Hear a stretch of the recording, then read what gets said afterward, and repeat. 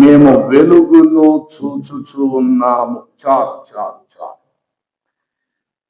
నీ యొక్క జీవపు ఊట కలదు.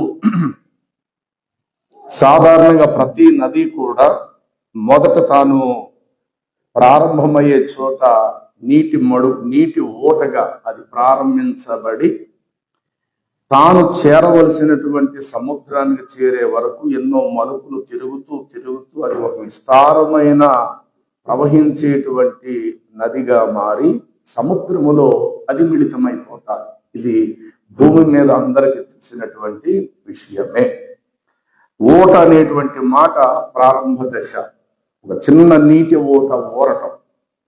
దాన్ని అట్లాగే మనం చూడగలిగితే కొంతకాలానికి అది ఒక విశాలమైనటువంటి ప్రవహించే నదిగా మారి తాను ఎంత దూరం అయితే ప్రయాణం చేస్తుందో అంత దూరం వరకు ఇరుప్రక్కల సకల వృక్షములకును, పాడి పంటలకును, మనుషులకును మొదలగు అనేకమైన వాటికి అది నది జీవాన్ని అందిస్తూ ముందుకు సాగుతారు. ఇప్పుడు మనకు రాజమండ్రిలో గోదావరి నది ఉంది, కృష్ణా వారికి విజయవాడ వారికి ఏమో కృష్ణా నది, తుంగభద్ర, కావేరి, ఇలా చెప్పుకుంటే ఎన్నో నదులు కాదు.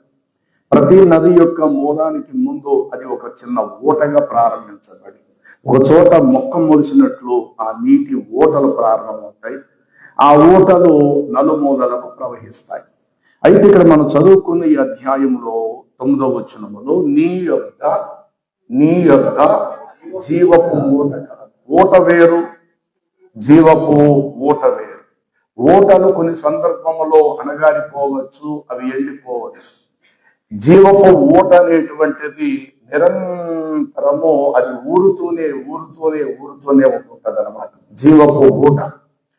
రండి, జీవపు ఊటే యేసుక్రీస్తు ప్రభువు అయి ఉన్నారు. ప్రవచనాల రూపంలో క్రీస్తు ప్రభువుకి ఒక ఉన్నతమైన ఔన్నత్యం కలిగిన నామం ఏమిటంటే ఆయన ఒక జీవపు ఊట. రండి, మూలవాక్యము జకరియా గ్రంథము 13వ అధ్యాయము 10వ వచనము చదువుదాము. 2 వచనాల వరకు చదువుకుందాము.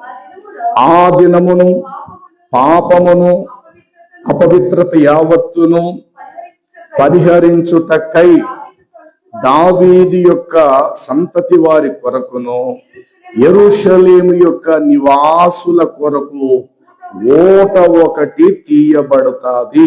ఇదే యెహోవా వాక్కు.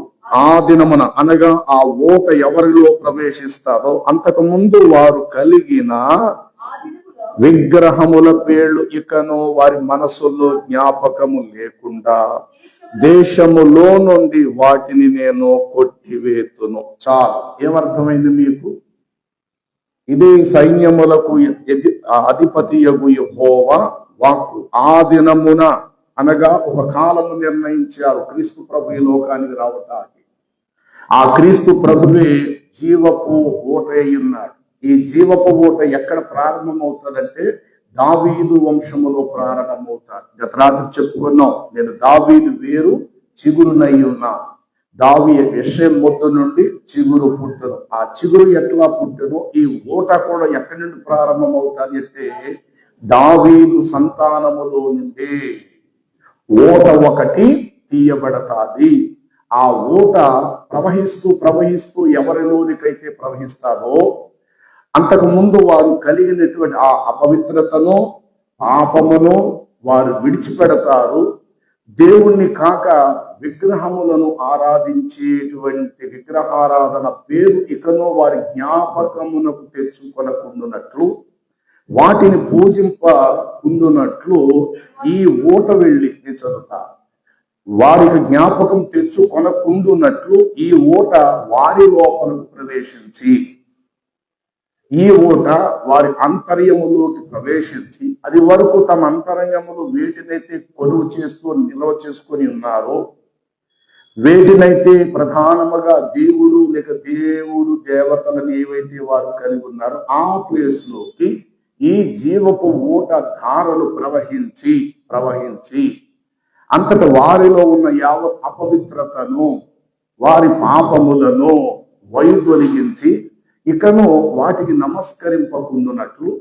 వాటి పేర్లు కష్టకాలంలో తమ నోటితో వారు ఎత్తకుండునట్లు దేశములో నుండి వాటిని పూర్తిగా నేను నిర్మూలము చేసేదాను. కాబట్టి మీరు చదివినటువంటి ఈ యొక్క కీర్తన 36:9 ఎవరి కీర్తన అది? చదవండి పైన ఎవరి కీర్తన ఉన్నది? దావీదు కీర్తన. దావీదు కీర్తనయే దావీదు దేవుని ఆత్మ చేత భవిష్యత్తులో రాబోయే మెస్సయ్య అనగా క్రీస్తు రక్షకుడు అని ఆయన ఏమై ఉన్నాడు అనేటువంటిది ఆయన అనేకమైనటువంటి కోణములలో అనేక గుర్తులలో ఒక గుర్తు ఏమిటంటే ఆయన ఓట, ఆయన చిగురు, యెహోవా నామం, ఆయన వెలుగు, ఆయన సత్యము, ఆయన పరిశుద్ధుడు, ఆయన నీతి. దేవుని నీతి బయలుదేరుతుంది, దేవుని నామం బయలుదేరుచున్నది, దేవుని వెలుగు బయలుదేరుతుంది, దేవుని రక్షణ బయలుదేరుచున్నది. ఈ విధంగా చెప్పుకుంటే ఇవన్నీ దేవునివే, దేవునిలోనివే. అలాగే నీ యొద్ద ఏం కలదు? జీవపు ఓట కలదు. నీలోనే జీవపు ఓట ఉంది. నీ మాటలే జీవపు ఓటలు. నీ జీవపు ఓటను భూమి మీదకి పారజేస్తావు, లేక పంపిస్తావు.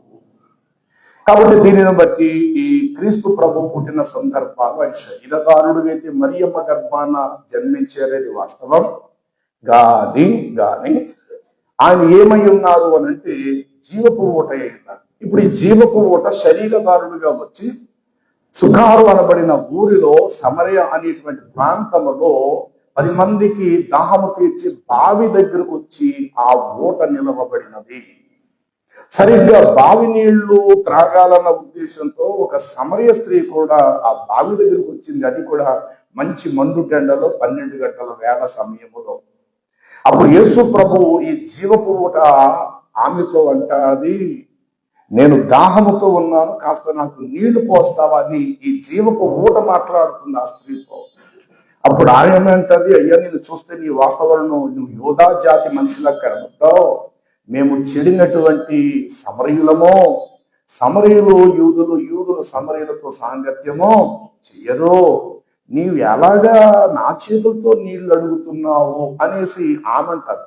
అప్పుడు ఈ జీవపు ఓట ఆమెతో మాట్లాడుతుంది, చూడు ఈ నీళ్లు త్రాగు ప్రతి వాడు మరలా మరలా మరలా దప్పికొంటాడు, కానీ నేనిచ్చి నీళ్లు ఊరేడి నీటి బొగ్గవలే వాణిలో ప్రవహించును, నేనిచ్చి నీళ్లు త్రాగువాడు ఎప్పటికీ దప్పికొనడని ఆ నీళ్ల బావి యొక్క జీవపు ఊట మాట్లాడటం మొదలుపెట్టింది. అప్పుడు ఆమంటది, అయ్యా నేను మాటి మాటికి వచ్చి ఈ నీళ్లే తాగటానికి నేను రాకున్నట్లు ఆ జీవపు జలములేవో, ఆ జీవపు ఊట ఏవో నాకు ఇచ్చివే నాయనా అంటది ఆవిడ. అప్పుడు ఆయన అంటాడు, నీ ఎదుట నిలబడి మాట్లాడుతున్నవాడు నేనే ఆ జీవపు ఓటమై ఉన్నాను. అద్భుతం. కాబట్టి నీ యొక్క జీవపు ఓట కలదు.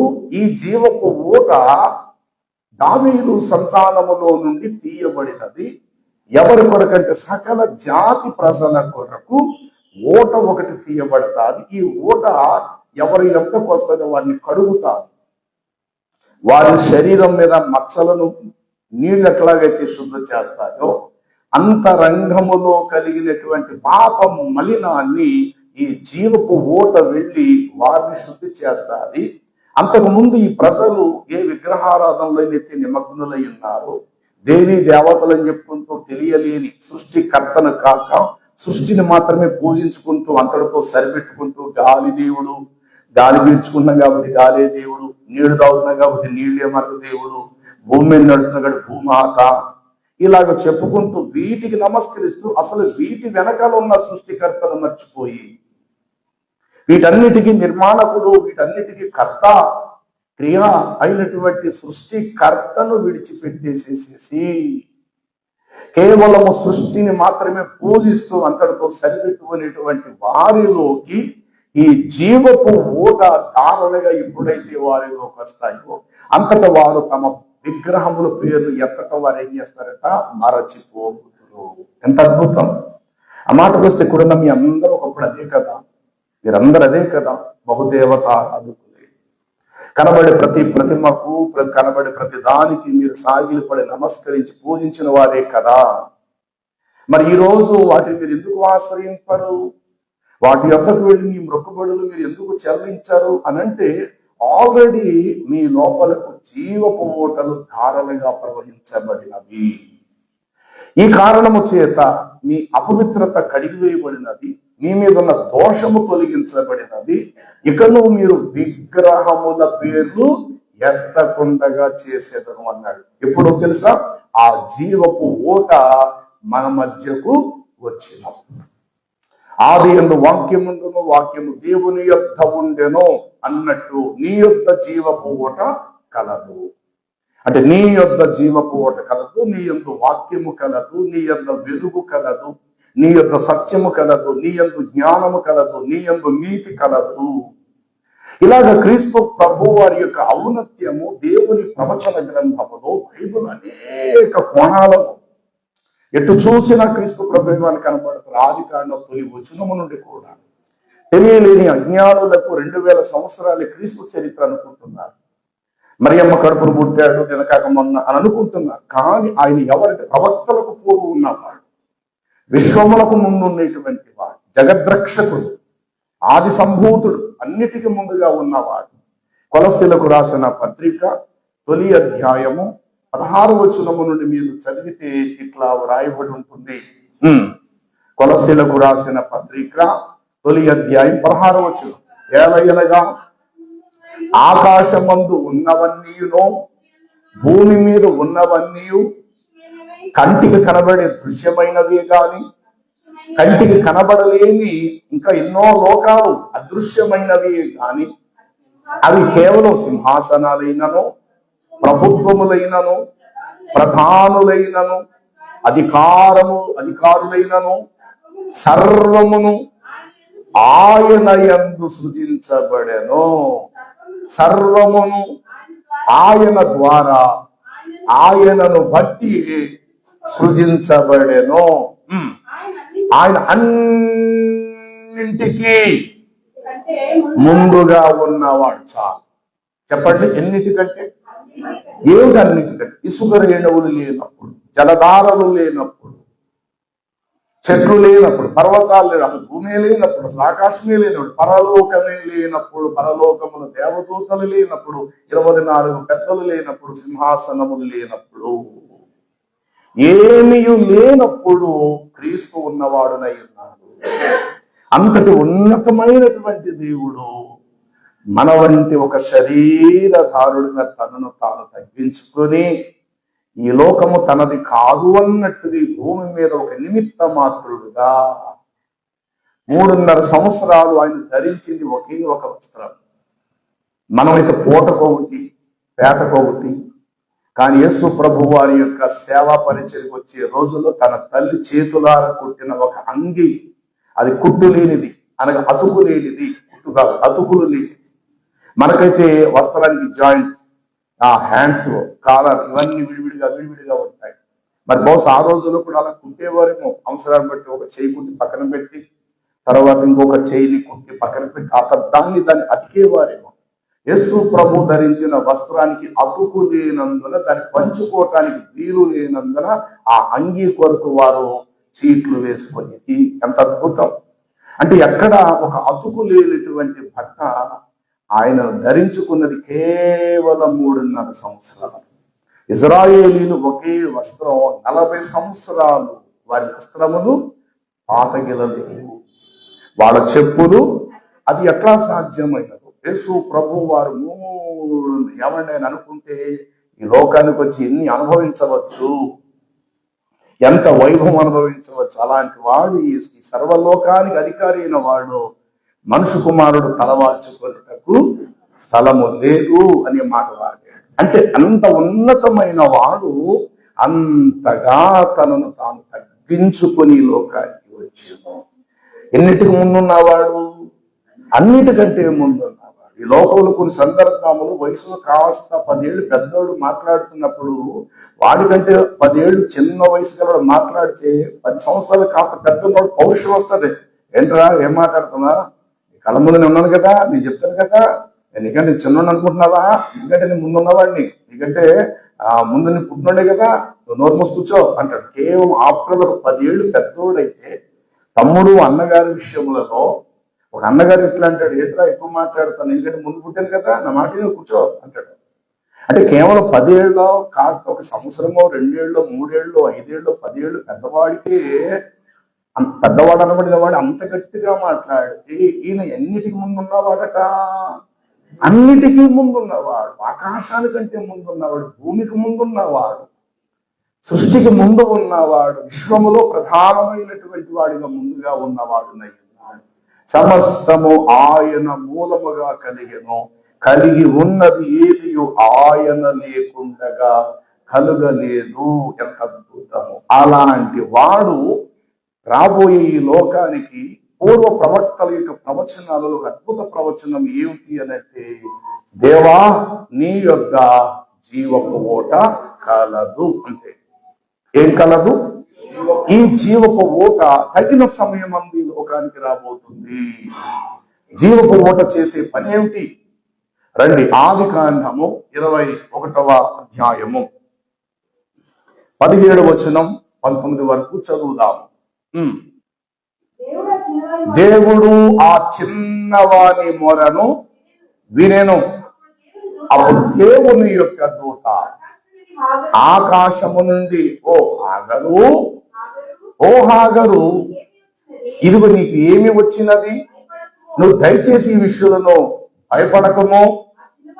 ఆ చిన్నవాడు ఉన్న చోట దేవుడు ఆ పిల్లవాడి స్వరమును విని,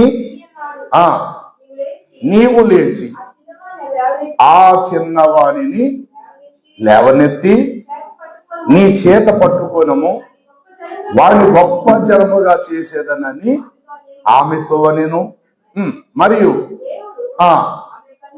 ఆమె కన్నులు తెరిచి ఉన్నందున ఆమె నేల ఓట ఒకటి చూచి, చాలు. ఏం చూచి అంటే ఈ నీటి ఓట ఏ కాలము నుండి ప్రత్యక్షమవుతూ వచ్చినది అంటే ద బిగినింగ్, ఆదికాండం. అంటే ఇష్మాయేలును బ్రతికించింది కూడా ఈ క్రీస్తు అనబడినటువంటి జీవపు ఓటయే. ఇది అద్భుతం. ఎవరైతే ముస్లింలు ఇష్మాయిలు మా తండ్రి, ప్రపంచం ముస్లింలు మేము అబ్రహాం సంతానాన్ని అజ్ఞానంగా తగలడుతున్నారు, వాస్తవానికి ఇష్మాయిల్ సంతానానికి ప్రపంచం ముస్లిం సంబంధం లేదు, ఆధారాలు లేవు. మొహమ్మదు ద్వారా వచ్చిన ముస్లింలు అనబడిన వీరందరూ కేవలం అరబ్బు జాతి ప్రజలే తప్ప ఇష్మాయిల్ సంతానం సంబంధించిన వారు కాదు. పోని ఒకవేళ అనుకుంటూ భ్రమపడుతున్నారు కాబట్టి వారికి కూడా ఈ సందేశం చాలా మంచిదని నేను భావిస్తాను. అదేంటంటే, మీరు ఎవరినైతే మా ఇష్మాయిల్ అనుకుంటున్నారు, మీ ఇష్మాయిల్ను కూడా బ్రతికించిన వాడు ఎవరంటే ఈ జీవపు ఓటయే. చెప్పండి, ఇష్మాయిల్ను కూడా బ్రతికించింది ఎవరంటే ఈ జీవపు ఓటయే. ఈ క్రీస్తునాథుడి ఆనాడు ఇష్మాయిల్ కూడా బ్రతికించిన వాడు. అంతటా ఆమె కన్నులు తెరిచి చూడగా ఏం కనబడినది ఆమెకు? ఒక నీళ్ల ఓట ఆమెకు కనబడిన. వెంటనే ఆమె ఆ నీళ్లను తిత్తిలో నింపుకొని ఆ చిన్నవాడికి త్రాగనిచ్చిన. అంతటా వాడు బ్రతికించబడెను. ఎడారిలో ఆ యొక్క ప్రాంతములో వాడు వెళుతున్నటువంటి ఆ యొక్క అరణ్య ప్రాంతములో నీటి యొక్క దాహము చేత అలమటిస్తున్న సందర్భములో, తిత్తిలో నీళ్లు అయిపోయినటువంటి సందర్భంలో దేవుడు ఆ పిల్లవాని యొక్క మొరాలకించి అక్కడ ఏం ఉత్పత్తి చేశాడంటే జీవపు ఓట. వాస్తవానికి ఈ జీవపు ఓట చరిత్ర ప్రకారం చూస్తే అటు ఈజిప్టుకు వెళ్ళేటువంటి దారిలో ఉండేటువంటి పారాన్ అనేటువంటి ప్రాంతములో ఉండేటువంటి నీటి బుగ్గ. ఈరోజు ముస్లింలు మక్కాకి వెళ్ళిపోయి జంజం పాని తెచ్చుకొని ఇస్మాయిల్ గారి నీళ్ళని చెప్తూ ఉన్నారు. వాస్తవానికి భౌతికంగా మనం ఆలోచన చేసినప్పుడు నీటి ఓటలు ఒక చోట కాదు, ప్రపంచమంతా కూడా నీటి ఓటలు ఊరతాయి. 87 కీర్తనల గ్రంథం 7వ వచనాన్ని మనము చదివితే దేవుని వాక్యం 6వ వచనం కానించి మాట ఉంటుంది. 87 6-7 వచనాలు. అది కాదు కానీ యెహోవా జనముల సంఖ్యను వ్రాయించినప్పుడు ఈ జనము అక్కడ జన్మించినని సెలవిచ్చెను. పాటలు పాడుచు వాయిద్యములను వాయించుచు మా ఊటలన్నీ చాలు. అంటే ఊట ఒకటి కాదు, భౌతికంగా ఆలోచిస్తే ఊటలు అనేకములు, జీవపు ఊట మాత్రము ఒక్కటే. ఎడారిలో ఎన్నో చోట్ల ఎడారిలో కూడా నీళ్లు ఉత్పత్తి అవుతాయి. అందులో ఒక దాన్ని ఈరోజు ప్రపంచ ముస్లిమ్స్ అంతా కలిసి ఇలా అనుకున్న జంజం పాని అంటే హాగరకు ఆ దేవుడు చూపించిన ప్రదేశం ఇదే. ఇక్కడ నీటి ఊటలు లేచే, అలాంటి నీటి ఊటలు లేచే ప్రదేశాలు భూమి మీద చాలా ఉన్నాయి. అరబ్ దేశాల్లో ఎడారి ప్రాంతాల్లో పెట్రోల్ కూడా లేస్తారు. అక్కడ గనులు పెట్రోల్ నిధులు ఉన్నాయి, గ్యాస్ నిధులు ఉన్నాయి, ఆయిల్ రకరకాలైనటువంటి నీటి ఊటల్లాగి అవి కూడా పైకి లేస్తాయి. కాబట్టి ఒక చోటే కాదు, వెతుక్కుంటూ వెళ్తే కొన్ని చోట్ల మనం చూస్తాం ఇంతే రాయి ఉంటుంది. ఆ రాయి సందులో నుంచి సన్నటి దార వస్తారు, సన్నటి దార నీటి ఊర్లో. దాన్ని వెనకాతకి వెళ్ళి చూస్తే ఏం కనపడదు. సరిగ్గా ఆ రాయి బెజ్జులో సన్నటి నీటి ఊట వస్తుంది. అలాగా పారుతూ అరణ్యములో నుండి ఆ యొక్క ప్రదేశాల్లో నుండి పారుకుంటూ అది విస్తారమైన నదిగా మారిపోతుంది. ఇలాగ భూమి అంతా కూడా దేవుడు అనేక చోట్ల నీటి ఊటలను ఉత్పత్తి చేస్తూ వచ్చాడు దేవుడు. కానీ మనం చదువుకుంటున్న ఈ అధ్యాయంలో ఉన్నటువంటి మర్మయుక్తమైన విషయం ఏమిటంటే, ఊట వేరు, జీవపు ఊట వేరు, వెలుగు వేరు, నిజమైన వెలుగు వేరు. ఇలా చెప్పుకుంటూ వెళితే ఆహారం వేరు, జీవ ఆహారము వేరు. ఎట్లాగైతే ఉన్నదో అలాగే ఊట యొక్క పేరు ఏమిటంటే జీవపు ఊట కలదు. ఈ ఊట వచ్చి జకరియా గ్రంథము ఆ యొక్క 1వ వచనం ప్రకారముగా ఊట ఒకటి తీయబడతాది.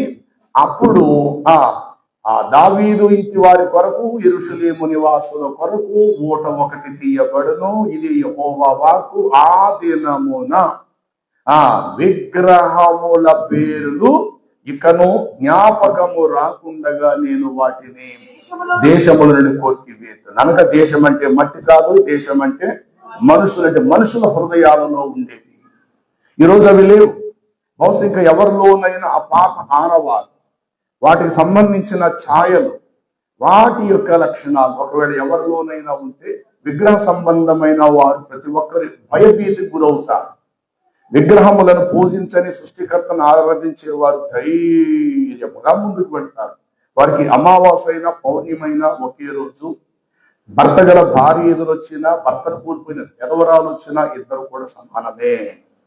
ఇంటిని మార్పులు చేసుకోరు, అనగా ఇంటి ఏదో వాస్తవం అనుకోరు, ఈ మెదడు వచ్చిందని అనుకోరు, కుడుకాలే ముందు పెట్టు అన్నారు. ఈ రోజు మంచి ఇలాంటి సెంటిమెంట్స్ అసలు నిజంగా జీవపు ఊట ఎవరిలోకైతే వెళతాదో ఈ బలహీనతలు వారికి ఎప్పటికీ ఉండవుగాక. యేసు క్రీస్తు ప్రభుని కలిగి లేని వారు తుమ్మినా భయపడతారు. ఏదైనా జరిగిన చిన్నదానికి కూడా వారు వెంటనే ఆందోళన గురైపోతారు. ఏదో మాకు అయిపోతుంది, ఏదో మాకు జరిగిపోతుంది. నిరీక్షణ లేనివారు. క్రీస్తును కలిగిన వారి ప్రాణాలు చాలా స్థిమితంగా ఉంటారు, చాలా నెమ్మదిగా ఉంటారు, ప్రహర్షిస్తూ ఓకే ఆ ప్రశ్న అన్నారు కదా, చూద్దాం సరే రేపు వచ్చే నెల 10వ తారీఖు అన్నట్టుగా చూద్దాం, ఈలోగా దేవుడు ఏం చేస్తాడు నిరీక్షణతో చూద్దాం. అదేంటంటే అంత చిల్లి అంత సింపుల్ గా తీసుకుని కంగారు పడుకున్నాడా?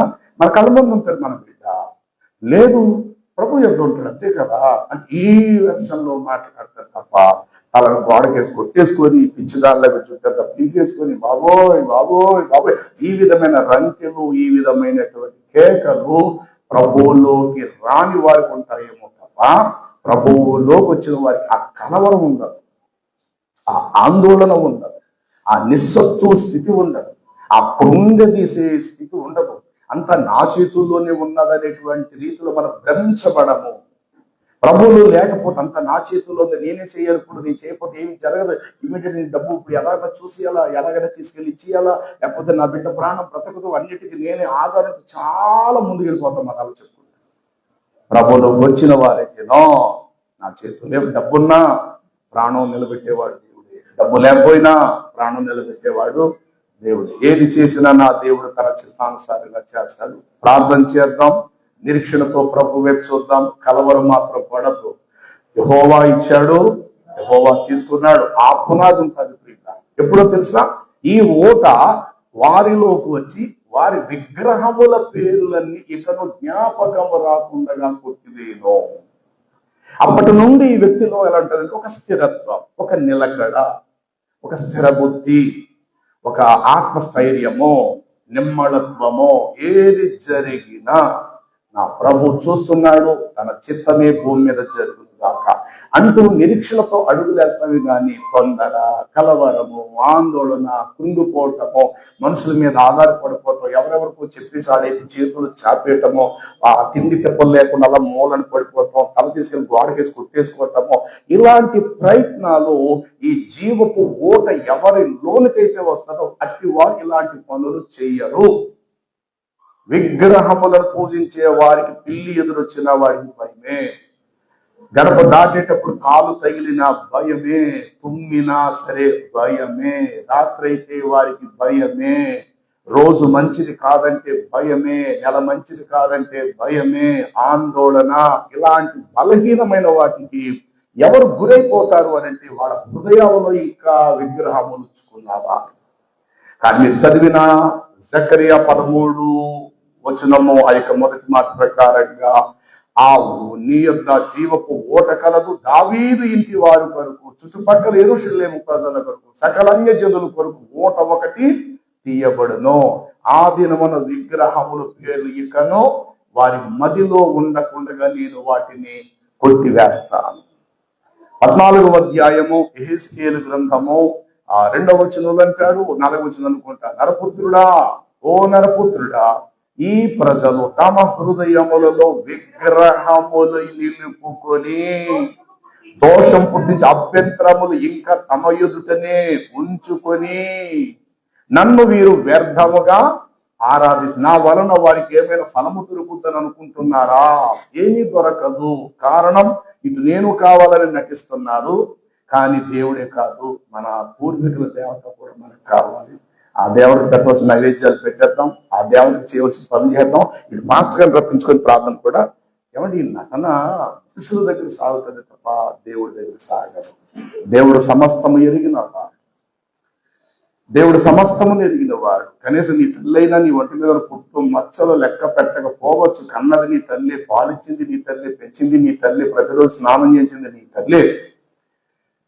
కానీ నీ తల్లి కూడా లెక్కించలేని పుట్టు మచ్చలను లెక్కించగల దేవుడు. ఎన్నోసార్లు తలకు నూనె రాసి తలదూబిని నీ తల్లి ఏ రోజు నీ తల వెంట్రుకు లెక్కించిన ఆ స్థితి నీ తల్లికే లేదు. కానీ నీ దేవునికి మాత్రము నీ తల వెంట్రుకలన్నయో లెక్కించబడినవని చెప్పాడు దేవుడు. అంటే అలాంటి శక్తి గల మహోన్నతమైన దేవుడి దగ్గర మన ఆటలు మనకి సాగు. అలాంటి దేవుడు సర్వోన్నతమైన వాడు. కాబట్టి ఈ పని మనం ఎలా చేసేసుకుందాం. మా చర్చిలోంచి సంఘస్థులు పాస్టర్ గారు వస్తారట, వారిని ఇక్కడ కూర్చోబెట్టి ఈ పని మనం ఇలా చేసేసుకుందాము. కొన్ని చోట్ల ప్రభువులోకి వచ్చిన తర్వాత కూడా వారు ఎందుకు దేవుని వాక్యం మీద కట్టుబడరు. అరే సేవకుడు చెప్తున్న మాట దేవుని మాటను ఎందుకు వారు భావించరు. అయ్యారండి ఇప్పుడే మన వాళ్ళంతా సమాధి దగ్గరికి వెళ్ళండి, అవన్నీ పెట్టడానికి వెళ్ళారు అయ్యారండి, ఈలోగా మీరు ఇక్కడ ప్రార్థన స్టార్ట్ చేసేయండి, వాళ్ళందరూ వచ్చేస్తారు అయ్యారు, స్నానాలు చేసి వచ్చేస్తారు అయ్యారు. అరే సమాధి దగ్గర ఏ పెట్టాలంటే కదా, ఎవరు చెప్పాడు నీకు పెట్టదని? చెప్పేనా? బైబిల్ చెప్పిందా? అరే లేదే, కానీ ఎవరో చెప్పారు వెళ్ళాలట, ఆయనకి ఇష్టమైన అన్ని కూడా పెట్టారు. అవన్నీ పెట్టేసి మళ్ళీ నీతి మంతులు వచ్చి స్నానాలు చేసి వచ్చి ప్రార్థనలో కూర్చుంటారు. ఎందుకు ఇంక ఈ భక్తి? ఇటు వారికి జీవితాలు ఎప్పటికీ మేలు కలగదు. కారణం ఏంటంటే వాక్యంతో నీకు కలుస్తున్నావు ఇక్కడ, అంటే దేవుణ్ణి నేను పక్కన పెడుతున్నావు. నీ పిల్లి చేష్టలు ఎలా ఉన్నాయంటే ఏదో పెద్ద భక్తి పరువులాగా మళ్ళీ స్నానాలు చేసి వచ్చేసి బైబిల్లో పెట్టుకొని అయ్యగారండి ఫోన్ చెయ్యండి, అయ్యగారండి రండి అయ్యా అని అంటూ మరలా అక్కడికి వెళ్ళి ఆ పనులు చేయదు.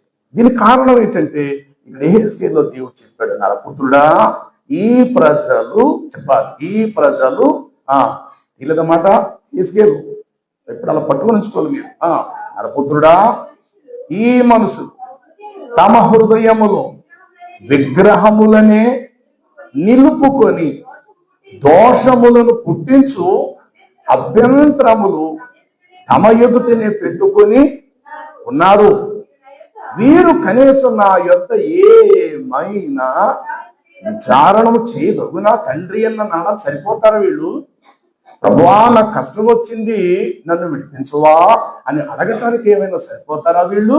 నరపుత్రుడా, ఇళ్లలో తీసేశారు, కానీ ఎక్కడున్నాయంటే మనస్సులో పెట్టారు. అరే ఈరోజు మంచిది కాదట అనంటే సాధారణ మాటలు వింటున్నట్టే.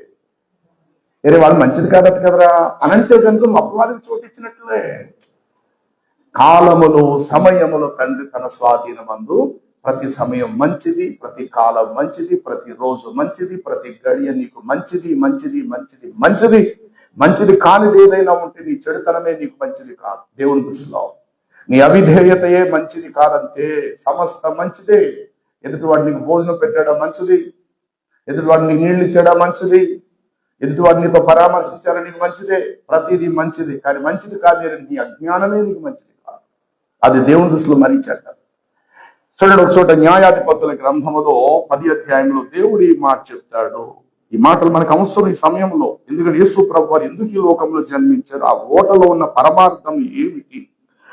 చూడండి 10వ అధ్యాయము 13వ వచనం. అయితే న్యాయాధిపతులు 10:13. అయితే చూడండి, ఈ అయితే అనే మాట చాలా ప్రమాదకరమైన. అయితే మీరు నన్ను విసర్జించి అన్య దేవతలను పూజించితిరి కనుక నేను ఇకను మిమ్మల్ని ఏం చెయ్యను, రక్షింపను. మీరు పోయి మీరు కోరుకొనిన దేవతలకే మొరపెట్టుకొనిడి, మీ శ్రమల కాలమున అవి మిమ్మలను రక్షించునేమో. చాలంతే, చాలు చాలు. అవి మిమ్మలను రక్షించునేమో. ప్రయత్నం చేయండి రా, చేయండి, వెళ్ళండి, వెళ్ళండి బాబు వెళ్ళండి. నేను అక్కర్లేదు కదా మీకు, నేను అక్కర్లేదు, నేను ఇచ్చిన రోజు అక్కర్లేదు, కానీ రోజు మంచిది కాదని చెప్పడానికి మాత్రం సరిపోతున్నావు. సమయం నేను ఇస్తున్నా, కానీ ఈ సమయం మంచిది కాదు కదండి అని అనుకోవటానికి నువ్వు సరిపోతున్నావు. కాలము నాది, అబ్బే ఈ కాలం అసలు మంచిది కాదు అని నాకు చెప్పుకోవడం నువ్వు సరిపోతున్నావు. నేను ఇచ్చే గడియ మంచిది, ఈ గడియలు శుభలగ్నం కాదట కదండి, ఈ గడియలన్నీ కూడా వ్యతిరేకమైన గడియలట కదండి. అసలు ఈ గడియకే పెళ్లి చేయకూడదట, ఈ గడియకే రాకూడదట, ఈ గడియకు కోడలు గుమ్మం ఎక్కకూడదట, ఈ గడియకు కొత్త జంట భార్య భర్తలు బయటికి వెళ్ళకూడదట కదండి. అసలు ఈ గడియకి ఇలా చేయకూడదట కదండి. ఇవన్నీ ఎవరివి? ఆయన ఒక్కడు నీకు తోడుంటే ఇవన్నీ నీకు సహకరిస్తాయి కదా. ఆయన లేనప్పుడు అన్నిట్లో మనం తలదూర్చవలసి వస్తుంది. అందుకే దేవుడు నా ఓట వచ్చి ఏం చేస్తాడంటే, విగ్రహముల పేర్లు ఇకను జ్ఞాపకములోకి రాకుండా దేశములో నుండి వాటిని కొట్టివేతను. అలా అని చెప్పి మన దేశంలో విగ్రహారాధన లేదంటే ఉంది, కానీ దేశంలో ఉంటున్నటువంటి నీలో నాలో ఉండకూడదు. ఇది వాస్తవం. ఎందుకంటే నీలోకి ఇప్పుడు ఏమొచ్చిందంటే జీవపు ఓట వచ్చి శుభ్రంగా నిన్ను కడిగేసేసేసి పాత మలినమైన వాటన్నిటి నీలో నుండి పారద్రోని, నీ ఆలోచనలు, నీ తలంపులు, నీ ఉద్దేశాలు, ఇతర పారంపరమైన మీ పూర్వీకుల నుంచి వచ్చిన ఆచారాలు, బలహీనతలు, మూఢ నమ్మకాలు, ఇవన్నీ కొట్టి పారవేయబడ్డాయి. ఇంట్లో ఎవరు చచ్చిపోతే కొంతమంది గుండిగించేసుకుంటారు, కొంతమంది గడ్డలు తీసేస్తారు. అంటే గడ్డలు తీసినంత మాత్రం బతికొస్తాడు. ఏంటి పిచ్చి భ్రమ కాకపోతే నేను నెలకొని ఇవాళ అలాగే ఉండు, తప్పేమిటి? నేను ఎట్లా ఉన్నావో ఇవాళ అలాగే ఉండు. నీ తల్లి చచ్చిపోయిందని చెప్పి తల తీసేయాలట కదండి, మేసాలు తీసేసుకోవాలట కదా. ఎవరు చెప్పాడు నీకు? ఎవరు చెప్పాడు నీకు? తీసుకోవాల్సిన మేసాలు గడ్డాలు కాదు, నీ మనస్సులో ఉన్న స్వాభావికంగా పూర్వం వచ్చిన ఆచారాన్ని, దరిద్రాన్ని తీసేయాలి. ఇలాగ కొంతమంది ఏం చేస్తారంటే, క్రైస్తవులమే యేసుప్రభుని నమ్మేసుకున్నాం, బాప్తిజాలు పొందేసాం, మా చేతుల్లో బైబిళ్ళు ఉన్నాయి, మాకు వాక్యాలు కూడా తీసుకుని అనుకుంటారే కానీ ఇలా చచ్చిన శవాల దగ్గర కొన్ని సందర్భాలు పనులు చేస్తారు. ఆయనకి ఇష్టమట కదండి, ఒకసారి మీరు సమాధి దగ్గరికి వెళ్ళి ఇవన్నీ పెట్టేసి వస్తానండి, ఇలాగ అనుకుంటారు. ఇది మళ్ళీ బైబిల్ కూడా చేతిలో పట్టుకుంటారు. అందుకు దేవుడు అంటాడు, నా పుత్రుడా, ఈ ప్రజలు తమ హృదయములలో విగ్రహములనే నిలుపుకొని వీరు నన్ను వ్యర్థముగా ఆరాధిస్తున్నారు. కష్టకాలములో వీరు నా యొద్ద ఏమైనా విచారణ చేయదునా? పోనీ ఏమైనా విచారణ చేస్తే మాత్రం నేనేమైనా సహాయపడతానా వీరికి? లేదు సుమి. కాబట్టి మీ శ్రమల కాలమందు పోయి మీ విగ్రహములకే మొరపెట్టుకొనుడి, అవి ఒకవేళ మిమ్మల్ని రక్షించునేమో మీరే తేల్చుకొని అంటున్నాడు ఇక్కడ న్యాయాధిపతులు. అందుకని పిల్లల బైబిల్ చాలా జాగ్రత్తగా చదవాలి, ప్రతి మాటలో ఉన్న పరమార్థాన్ని తీసుకోవాలి. ఎక్కడ మన కాళ్ళు వంకర త్రోవల్లో ప్రయాణం చేస్తున్నాయేమో, క్రీస్తుని మనం ఆల్రెడీ కలిగి ఉన్నాం, ఆయన మనలో జన్మించాడు, క్రీస్తు ప్రభుని సొంత రక్షకుడిగా మనం విశ్వసించామో ఆయన జీవపు ఓటలు మనలో ప్రవహిస్తూ ఉన్నవి. ఒక చోట అంటాడు, 5వ అధ్యాయం అనుకుంటా సామెతల గ్రంథము 18వ అంటాడు, నీ ఓట దీవెననందును అంటాడు. చూడండి అమ్మా, నీ ఓట ఎలాంటిదంటే దీవెననందును, మామూలు ఓట కాదు అది. కానీ అక్కడ చెప్పేది భార్య భర్తల సంబంధమైన జీవితమే గాని సంఘానికి క్రీస్తు సంబంధించిన విషయం అది. 16లో అంటాడు, నీ ఓటలు బయటకు పారదగునా. 16వ వచనం, నీ ఓటలు బయటకు చెదరిపోదగునా, వీధులలో అవి నీటి కాలువల వలె పారదగునా, అన్యులు నీతో కూడా వాటిని అనుభవింపకుండునట్లు, అది ఆ ఓట కేవలం నీకే ఉండునట్లు. చాలా మంచి విషయాలు. 19వ సరిగా ఆమె అతి ప్రియమైన లేడి, అందమైన దుప్పి, ఆమె రొమ్ముల వల్ల సంతృప్తి పొందుమో, నా కుమారుల పరాశ్రీ రొమ్మును వేళ కౌగులించుకుందో, నీ సొంత బావిలో జలము తాగుము, నీ సొంత కుండలో ఉన్న పానము చేయము. ఇలాంటి మాటలు అక్కడ 5వ అధ్యాయములో ఒక స్త్రీని ఒక పురుషుణ్ణి ఉద్దేశించి అంటాడు, ఆమె అతి ప్రియమైన లేడి, అందమైన దుప్పే, ఆమె రొమ్ముల వలన నీవు సంతృప్తి పొందు. ఏమిటా రొమ్ము? ఏమిటా రొమ్ము? సగం చూపించుకుని ఈ రొమ్ములా కాదు సుమి. ఏమిటా రొమ్ము? యెషయా గ్రంథము 66వ అధ్యాయము ఆ యొక్క 11వ వచనములో వ్రాయబడి ఉంటుంది. ఆదరణకరమైన ఆమె స్తన్యం అంటే ఆమె రొమ్ములను కుడిచి మీరు తృప్తి పొందేదరు. చాలంతే. రొమ్ము చేసే పనేంటి? కడుపు చేసే పనేంటి? బిడ్డను బయటకు తెస్తుంది. రొమ్ము చేసే పనేంటి? ఆ కడుపు నుంచి వచ్చిన బిడ్డను బ్రతికించడానికి స్తన్యము నుండి పాలు వస్తాయి. ఆ పాలే బిడ్డ అన్నం తినేంత వరకు పెంచి పోషించడానికి ఆ స్తన్యములో ఆ బిడ్డకు ఆదరణ. అదే తల్లికి పాలు రాకపోతే స్తన్యములు గొడ్డు స్తన్యములే, ఎంత ప్రయత్నం చేసినా ఎంత తిండి తిన్నా పాలు రాలేదంటే ఇది పశువు పాలు పట్టించాలా, మేకపాలు, ఆవు పాలు, గేదె పాలు పట్టించాలి. అవి కూడా లేకపోతే అసలు పాలు అనేవే లేకపోతే ఆ బిడ్డ చచ్చిపోతాడు. ఎందుకంటే అన్నం తినే వయసు కాదాడు, అది కేవలం పాలు త్రాగే ప్రాయం. కాబట్టి ఆ పాలు ఈవిడి కన్నా తర్వాత ఎక్కడికో పోయి కొని తెచ్చుకోకుండా బిడ్డను ఈమెలోంచి పుట్టించాడు, పాలు కూడా ఈమెలోనే ఉత్పత్తి చేయించాడు. భర్త ఒకవేళ దూరంగా ఉన్నా, డబ్బులు లేకపోయినా ఆ తల్లి బిడ్డను బతికించేసుకోగలుగుతారు. ఎందుకంటే తను కడుగు గెంజి తాగైనా బిడ్డకు మధురమైన పాలిచ్చుకోగలుగుతారు తల్లి. అంటే స్తన్యములో ఎంతటి విశేషం, ఎంతటి విలువ, ఎంతటి శ్రేష్టత్వం ఉన్నది. దానిని అక్కడ 19వ వచనంలో చెప్పాడు, ఆమె అతి ప్రియమైన లేడి, అందమైన దుప్పి, ఆమె రొమ్ముల వలన నా కుమారుడా నీవు తృప్తి పొందమో. పరాయి స్త్రీ, ఈ పరాయి స్త్రీ అనగా అపవాది. నీ సొంత స్త్రీ అనగా నీ దేవుడు, నీ సొంత స్త్రీ అనగా నీ దేవుడు. పరాయి స్త్రీ అనగా నిన్ను సృష్టించలేనిది, నిన్ను కనలేనిది, నీకు పాలివ్వలేనిది, నిన్ను పోషించలేని ఈ సృష్టిలో ఉన్న సాతానుడు. నా కుమారుడ పరాయి స్త్రీ రొమ్మును ఎలా కౌగులించుకుంటావు? ఆ రొమ్ము దగ్గరికి వెళ్ళి అమ్మా నాకు పాలివి అని ఆ విగ్రహం దగ్గరికి వెళ్ళి ఎట్లా నువ్వు నమస్కారం చేస్తావు? ఆ విగ్రహం అని రొమ్ము నీకు పాలిస్తా అనుకుంటున్నావా? పిచ్చోడా, నీ సొంత రొమ్మే నీకు పాలిస్తుంది అని అర్థం అక్కడ. దీనిని ఏదో సెక్స్ గా భావించి ఇది ఒక సెక్స్ పుస్తకం. ఈనాడు లోకం అంతా అదే స్థితి వెళ్ళిపోయింది. ఇది సెక్స్ పుస్తకం, ఇది ఒక భూత పుస్తకము, ఇలాంటి మాటలు ఉంటాయా బైబిల్లో? అంటే అర్థం కాలేని వాడు కదా అజ్ఞానంగానే ఉంటాయి. జ్ఞానం కలిగిన వాడు ఆత్మావేశం చెప్పినప్పుడు వాటిలో ఉన్న మాధుర్యం బయటకు వస్తుంది. అది తెలుసుకోవటం భౌతికంగా బయట ప్రపంచంలో ఉన్న వారికి చేత కాక దీనిని పలు రకాలుగా వారు మాట్లాడే స్థితికి వచ్చేస్తూ ఉన్నారు. కానీ వాటి ఉన్న భావాలేంటి, వాటి వెనకాల దాచిన పరమార్థాలు ఏంటి? ఏదైనా ఒక విషయం దేవుడు చెప్పినాడంటే ఒక అలంకరణ రూపంలో తల్లితో పోలుస్తాడు, తల్లి యొక్క మానంతో పోలుస్తాడు, తల్లి యొక్క పేగుతో పోలుస్తాడు, తల్లి యొక్క నేత్రంతో పోలుస్తాడు.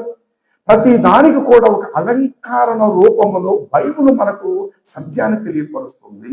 ఇట్టి గ్రంథము ఈ ప్రపంచంలో ఎక్కడా లేదు.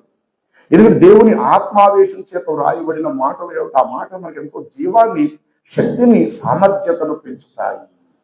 కాబట్టి పై వచనం 16లో అంటాడు, నీ ఓటలు బయటకు చెదరిపోదగునా, అవి వీధులలో కాలవల వలె ప్రవహింపదగునా, అన్యులు వచ్చి దానిని పట్టుకొని త్రాగే స్థితి తెచ్చుకుందువా.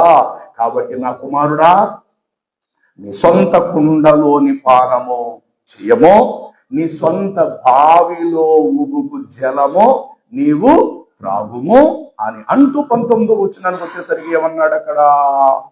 మత్తయి సామెతల గ్రంథం, ఆమె అతి ప్రియమైన లేడి, అందమైన పరుగున మచ్చ లేకుండా పరుగులు ఎత్తగలిగి అందమైన ఒక దుప్పే. ఆమె రొమ్ముల వలన నీవు నీవు నీవు ఎల్లప్పుడు, ఒక కాలం కాదు, ఒక రోజు కాదు, ఎల్లప్పుడు ఆమె రొమ్ముల వలన నీవు సంతృప్తి సరిగ్గా చదవాలి. తృప్తి నొందుచుండుము. ఆమె ప్రేమ చేతి ఎల్లప్పుడు నీవు బద్ధుడవై చాలంతే. ఆమె ప్రేమ, ఆ ప్రేమే దేవుని ప్రేమ. అక్కడ యేసుక్రీస్తు ప్రభు వారిని స్త్రీతో పోల్చాడు. ఒకని తల్లి వాణిని ఆదరించున్నట్టు. ఎట్లా ఆదరిస్తాడమ్మా? పాలు లేకపోతే ఆవిడ ఏం చేస్తుంది? కనీసం వదిలితే సరిపోయింది ఏంటి? ఆడ బతికేది ఎట్లా? కింద భాగం నుంచి బిడ్డ పుడితే పై భాగం నుండి జీవం దొరుకుతుంది ఆ బిడ్డకి. బిడ్డ యొక్క తల్లి గర్భాశయం నుండి బిడ్డ బయటకు వస్తే పైన రొమ్ముల నుండి ఆ తల్లి బిడ్డను బ్రతికించుకోగలుగుతారు. ఒకేసారి కవల పిల్లలు పుడితే ఇద్దరికి దాహం వేస్తే చెరో ప్రక్కన పాలిస్తారు. ఎందుకంటే ఆ బిడ్డలు అన్నం తినేంత వరకు, భోజనం తినే వరకు ఈ తల్లి నుండి వచ్చే పాలే ఆ బిడ్డలకు జీవామృతాన్ని అందిస్తాయి. తల్లి గెంజి తాగినా, కడుగు తాగినా, ఇంకోటి తాగినా బిడ్డకు మాత్రము మాధుర్యమైన పాలే తన స్తన్యములో నుండి బయటకు వస్తాయి. ఎంత అద్భుతం! తినేది పచ్చడి మెతుకులా. ఒక గంట పోయిన తర్వాత పాలేమో తెల్లని రంగులో వస్తాయి. మరి 4 రోజులు పెట్టి నువ్వు కారంతో తింటున్నావు, ఏదో బాలింతరాలు కాబట్టి ఏదేదో వేసుకొని తింటున్నావు. మరి పాలు ఎలా ఉత్పత్తి అయ్యి? మరి పాలు మీద కారం వచ్చిందా బయటికి? ఆ పాలులో మంటతనం. పిల్లడు బాబోయ్ తట్టుకోలేదు బాబోయ్ యొక్క కారానికి. మా అమ్మ ఆవకాయ పచ్చ వేసుకొని తిన్నదట, పాలు అయితే మాత్రం కారం అనుకుంటాడా? లేదే, నిన్నట్లా తాగాడు పాలు, ఈ రోజు అట్లా అంటే ఇది ఒక మర్మయుక్తం. ఇక్కడికి వచ్చిన తర్వాత నువ్వు తిన్నది ఏదైనా రూపాంతరం చెందుతుంది. ఈ ప్లేస్ లోకి వచ్చిన తర్వాత రూపాంతరం చెందుతుంది. ఇందులో మార్పు కలుగుతుంది. నువ్వు పచ్చడి మెతుకులు తిన్నా ఈ చోటుకు వచ్చేసరికి బిడ్డకు కావలసిన మాధురమైన పాలుగా మారుతుంది. ఇంతటి అద్భుతమైన సంకల్పాన్ని దేవుడు అక్కడ సామెతల్లో తెలియపరుస్తున్నా. కుమారుడా, నీ ఓట దీవెననందును అని 18లో చెప్పి తర్వాత కిందకు వచ్చేసరికి ఆమె అతి ప్రియమైన లేడి, అందమైన దుప్పి, ఆమె రొమ్ముల వలన వెళ్ళప్పుడు తృప్తి పొందుచుందుమో, ఆమె ప్రేమ చేత నీవు ఎల్లప్పుడు భద్రుడు అయి ఉండుమో. ఎంతటి విశేషాలు దేవుడు తెలియపరిచాడు. కాబట్టి ప్రభు నందు ప్రియులారా, ఇదిగో నీ యొక్క జీవపు ఓట కలదు. ఈ ఓట ఆనాడు ఇష్మాయేలును ఆ అరణ్య ప్రాంతములో నీటి ఓటగా పుట్టి అతను బ్రతికించటానికి కారణమైన ఆ ఓటయే జకరియా గ్రంథ ప్రకారముగా దావీదు సంతతి వారి కొరకు, యెరూషలేము నివాసుల కొరకు ఓట ఒకటి తీయబడును. ఆ ఓట వచ్చి ఏం చేస్తాడట? మీ లోపలకు ప్రవేశిస్తాడు. మీ లోపల ఈ ఓట ఎక్కడి నుంచి ప్రారంభమవుతుంది? 46వ సంకీర్తన. ఇదిగో ఒక నది కలదు, అది దేవుని పట్టణమును, సర్వోన్నతుని పరిశుద్ధ స్థలము నుండి అది బయలుదేరుచున్నది. దేవుడా పట్టణం, దానికి చలనము లేదంటే ఎప్పటికీ అంతరించిపోయేటువంటిది కానే కాదు. ఆ నది ప్రారంభములు చిన్న ఊట. ఒక వృక్షానికి ప్రారంభ దశ చిగురు. ఆ చిగురే కొంతకాలం మహావృక్షం అవుతుంది. చిన్న నీటి ఓటయి ఆ తర్వాత ప్రచండమైన ప్రవాహ నదిగా మారుతుంది. కాబట్టి ప్రభు నందు ప్రియులారా, ఇక్కడ చిన్న నీటి ఓట పరలోకములో ఒక జీవనదిగా ఉండేటువంటి ఆయనే భూమి మీదకి ఒక నీటి ఆ యొక్క జీవపు ఓటగా ఆయన వచ్చాడు. వచ్చి విస్తారమైన నదిగా ప్రపంచమంతా రోజు క్రైస్తవం వ్యాపించింది.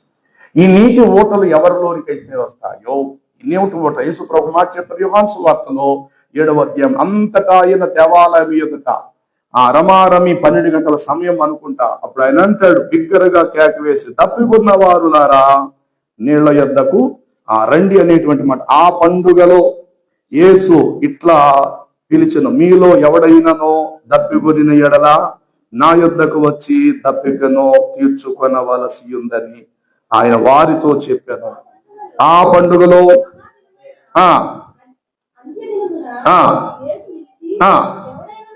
ఎవడైనానో, ఎవడన కావచ్చు, ఎవడైనానో ఎన్నో వచ్చున్నాం, అది 37వ వచ్చున్నాం.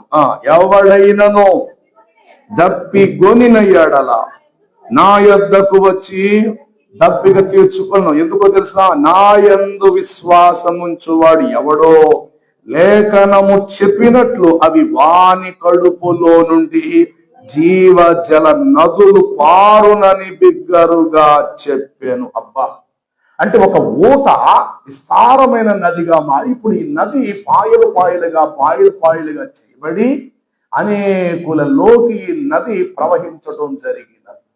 అందులో ఒక పాయ భారతదేశానికి వచ్చిన సెయింట్ థామస్ యెరూషలేములో ఈ జీవపు ఊటలో ఉన్న ఊటతో నింపబడి తోమానబడిన వాడు యేసుతో పాటు నడిచి ప్రభు శిష్యుల్లో ఒక శిష్యుడిగా పేరుగాంచిన తోమా అన్నబడిన ఈ శిష్యుడు ఆ ఊటలో ఉండేటువంటి జీవధారలు తనలో నింపుకొని యెరూషలేము నుండి కేరళ, భారతదేశం, చైనా, చెన్నై, తమిళనాడు, కేరళ రాష్ట్రాలకైనా వచ్చాడు. ఆనాటి ద్రవిడ సిద్ధాంతము కలిగినటువంటి వారి మధ్య ఆర్యులు వ్యతిరేకించేటువంటి 2000 సంవత్సరాల క్రితం సెయింట్ థామస్ ఈ భూమి భారతదేశానికి వచ్చి మొట్టమొదట ద్రవిడన్స్ యేసు ప్రభుని అంగీకరించారు. తదుపరి ఆ యొక్క ఆర్య సమాజం వారు కూడా యేసు ప్రభుని, ఆర్య సమాజాలు మొట్టమొదటి వారు బ్రాహ్మిన్స్, ఆ తర్వాత ద్రవిడ సిద్ధాంతం నల్ల జాతీయులు, ఇదే భారతదేశంలో తమిళనాడు, ఈ యొక్క ఈస్ట్ నుండి ఇటువైపు అటు కింద భాగానికి వచ్చేసారు. నార్త్ సైడ్ అంతా కూడా తెలుపు, ఈ కింద భాగం అంతా కూడా నలుపు. పైన ఉన్న వాళ్ళంతా కూడా ఆకుకూరలు తింటారు. మోదీ ఇలాంటి వాళ్ళందరూ కూడా గుజరాతీలు వీళ్ళంతా కూడా రోటీ కేవలము ఆకుకూరలు తింటారు. నీసి తినేవారు ఈ మధ్యప్రదేశ్ వారు కిందకు వచ్చి మనంతా సౌత్ ఇండియా ఈ క్రింద భాగం అంతా కూడా మాంసాహారం కూడా మనం తింటాం. ఈ మాంసాహారం తిన్న వారిని పురాణాల ప్రకారముగా రాక్షసులతో పోల్చారు. వీళ్ళు ద్రవిడులు అన్నారు. కేవలము నీసి కానీ రక్తము కానీ కాయగూరలు ఆకుకూరలు తిన్న వారిని దేవతా స్వరూపులు అన్నారు. వారిని ఆర్యులు అన్నారు.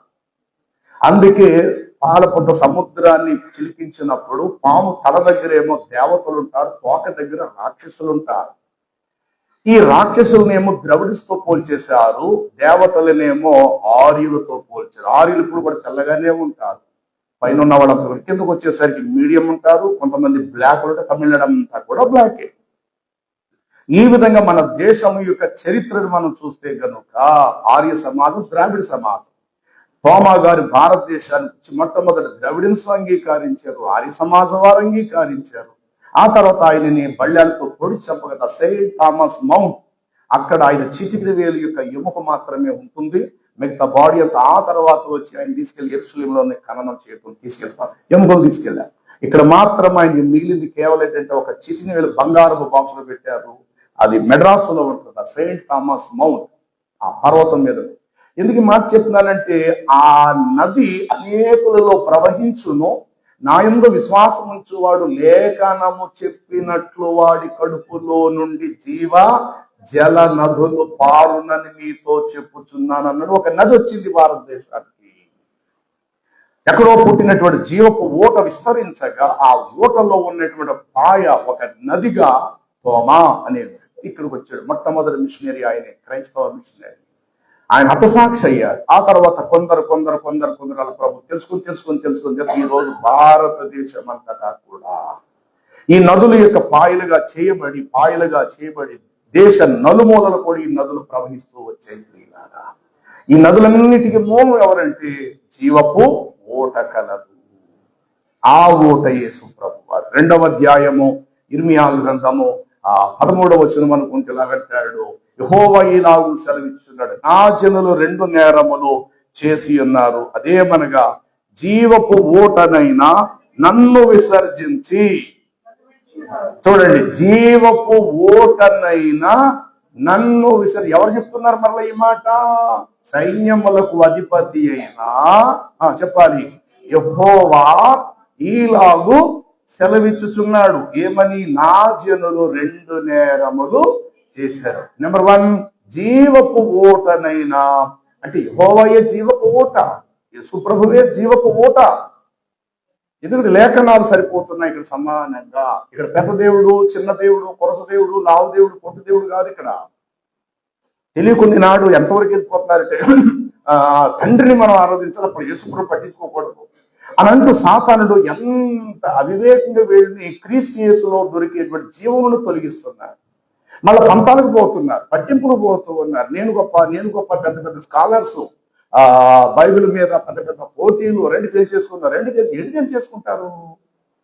మరి ఇక్కడ సైన్యములకు అధిపతిని యెహోవా ఏం చెప్తున్నాడు? జీవపు ఓటనైనా నన్ను విసర్జి. మరి ఆ జీవపు ఓటే జకర్యా ఏం చెప్పాడు?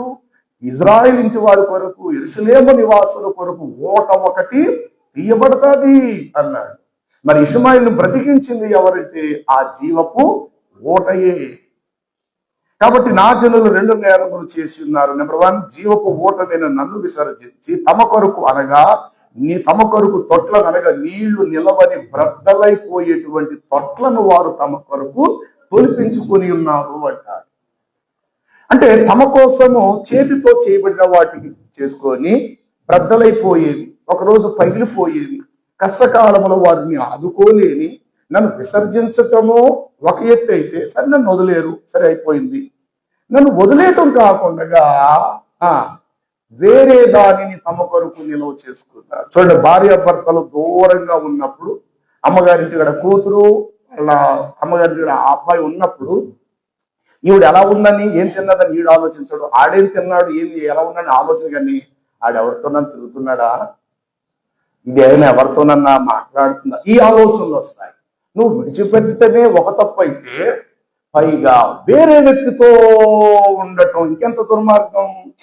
సరే, ఏదో సమస్య వచ్చింది, దూరం అయ్యారు, కొద్ది రోజుల దగ్గర మళ్ళా మనసులు అర్థం చేసుకుంటాయి, పిల్లల కోసం కలుసుకుంటారు, సంతోషంగా మీ జీవితాన్ని గడపండి.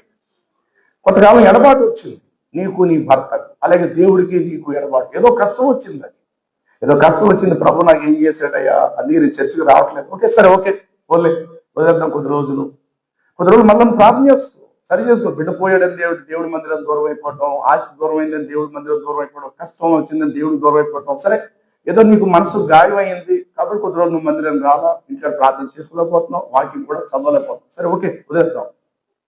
ఇది ఒక నేరం అయితే, రెండో నేరం ఏంటో తెలుసా? తమకు జీవాన్ని ఇవ్వలేని, తమ కోసం నిలబడలేని కష్టకాలంలో పగిలిపోయేవి, బ్రద్దలైపోయేవి, చేతులతో తయారు చేయబడిన వాటి తొట్లను వారు తమ కోసము తొలిపించుకుంటున్నారు. ఇంకా నష్టం. ఇప్పుడు అమ్మగారింటికి వెళ్ళిపోయింది నా భార్య అనంటే తప్పు లేదు, అది వేరే విషయం. ఎలా ఉంటుందా? ఇంట్లోనే ఉంటుంది, అసలు బయట కనబడతలేదు. ఎప్పుడు వెళ్ళా ఇంట్లోనే మిషన్ కుట్టుకుంటుంది, లేకపోతే పని చేసుకుంటుందా, ఇద్దరు పిల్లలు చూసి అలా ఉంటుంది. పగలెళ్ళినా రాత్రి వెళ్ళినా మీ ఆవిడ ఎప్పుడు ఇంట్లోనే ఉంటుందా బాబు, తను తీసుకుని బయట రాదంటే భర్తకు ఆనందమే. లేదురా ఎవరో బండి వేసి వచ్చాడు, ఆయనతో వెళ్ళిపోయింది, పిల్లలు మాత్రం ఇంట్లో పెట్టేసింది, 3 రోజుల వరకు రాలేదంటే ఈ మాట ఇంకెలా ఉంటుంది, ఇంకెంత గౌరవం, ఇంకా జీవితం ఎక్కడ కూడా కలవరు కదా. అందుకే దేవుడి మాట చెప్పాడు, నా జనులు 2 నేరాలు చేశారు, ఒకటి కాదు రెండు చేశారు. ఒకటి ఏంటంటే జీవజలపు ఓటనైనా నన్ను విడిచిపెట్టారు, సరే విసర్జించారు ఒకటి, పైగా తమ కోసం మరో స్పెషల్ గా తమ అవసరాలు తీర్చుకోవటం కొరకు తమ కొరకు తొట్లను, బ్రద్దలైపోయే తొట్లు, నీళ్లు నిలవలేని తొట్లను వారు తమ కొరకు తొలిపించుకొని, ఇటు వారికి నేను ఏమైనా సహాయం చేయదున్నా. అదే స్త్రీ కొంతకాలం అయిన తర్వాత 5 ఏళ్ళు పోయిన ఈలోగా అనేకులతో తిరిగి అందరి నోళ్ళల్లో, అందరి కళ్ళల్లో కనబడిపోయింది. భర్త కూడా ఎన్నోసార్లు చూసేసాడు అని, ఆ తప్ప పెట్టేట్టుకునే మీతో కాపాడు వచ్చానంటే ఎలా చేర్చుకుంటాడు ఈయన? సరే, నా నుండి దూరం అయ్యావు, నువ్వు సింగల్ గా పరిశుద్ధంగా బ్రతికేవా పోనేమన్నా నేను చేర్చుకోవడానికి లేదే, దారిపోయే ప్రతి వాడితో నీవు పోతివి. ఇర్మియా గ్రంథం చూడండి, 3వ అధ్యాయము, ఇర్మియా గ్రంథము 3వ అధ్యాయంలో ఈ మాట కనబడతారు. చెట్టు లేని కొండ ప్రదేశములు కన్నులెత్తి చూడము, నీతో సైనించని వాడు కనీసము ఒక్కడైనను ఎచ్చటైనా ఉన్నాడా? 3వ అధ్యాయం 1వ మాట. మరియు ఒకడు తన భార్యను పరిత్యగింపగా ఆమె అతని యుద్ధ నుండి తొలగిపోయి మరల వేరొక పురుషుడిదైన తర్వాత అతడు ఆమె యుద్ధకు తిరిగి చేరదగునా? ఎప్పటికి వెళ్ళడో ప్రేమి ఆవిడ వేరే వాడు వెళ్ళిపోతుందరా అన్నట్టు ఈడు ఏం ముఖం పెట్టుకెళ్తాడండి దాని దగ్గరికి? పిల్లల మీద అనుమానంతో ఉండొచ్చు కాక ఎట్లా వెళ్తాడంటే, దేవుడు ఇంత వివరణగా ఒక కుటుంబ పాలన విషయంలో దేవుడు పోల్చి చెప్పిన ప్రతి మాట మనకు అర్థమవటానికి. ఇది సెక్స్ పుస్తకం కాదు, బరి తెగించేలా చేయమని కాదు. ఇంత అర్థాలు ఎందుకు ఇచ్చాడు దేవుడు అంటే అది కూడా నువ్వు అర్థం చేసుకోలేకపోతే ఇంకా నీ అంత నా అంత అజ్ఞానం ఎవరు ఉండరని అర్థం. కాబట్టి ఇక్కడ అంటాడు, మరియు ఒకడు తన భార్యను దూరం పెట్టగా పరిత్యజించగా ఆమె అతని యొద్ద తొలగిపోయి వేరొక పురుషుడు అయిన తర్వాత అతడు మరలా ఆమె యొద్దకు చేరదగునా? అలాగూ జరుగు, దేశం బహుగా అపవిత్రమగును కదా. అయినను నీవు అనేకులైన వెటకాండ్రులతో వ్యభిచారము చేసినను తిరిగి నా యొద్దకు తిరిగి రమ్మని యెహోవా సెలవిచ్చున్నాడే. చెట్టు లేని కొండ ప్రదేశం వైపు నీ కన్నులెత్తి చూడము. కనీసం నీతో సయనింపని వాడు అక్కడ సయనింపని స్థలం ఎక్కడ ఉన్నది? ఎడారి మార్గమున అరేబియా దేశస్థుడు కాచుకొని ఉండునట్లు నీవు వారి కొరకు త్రోవలలో ఒక వేశ్యగా కూర్చొని ఉన్నావే.